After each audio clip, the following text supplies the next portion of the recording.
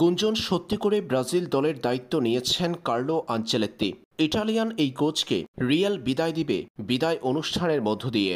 এদিকে Carlo আনচেলত্তির Brazil দলে যোগ দেওয়ার খবরে নতুন করে স্বপ্ন বুনতে শুরু করেছে ব্রাজিলিয়ানরা। 2026 সালের বিশ্বকাপকে সামনে রেখে কার্লো আনচেলত্তিকে দলে নিয়েছে Brazil. Confederation of Brazil football CBF Carlo আনচেলত্তির সঙ্গে চুক্তি প্রক্রিয়া শেষ করার পর তাকে নিয়ে অফিসিয়াল ঘোষণা দিয়েছে।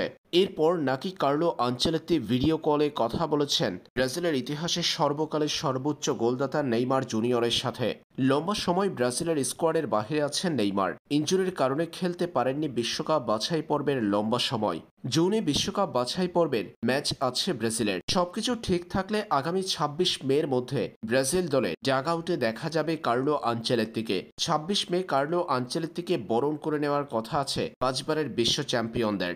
আর তার অধীনে ব্রাজিল দলে ফিরতে যাচ্ছে নেইমার, কাসেমিরো সহ বেশ কিছু তারকা। জুনের উইন্ডোতে ব্রাজিলের হাতে থাকা 2 ম্যাচের 2টি মহা গুরুত্বপূর্ণ বিশ্বকাপে যাওয়ার জন্য।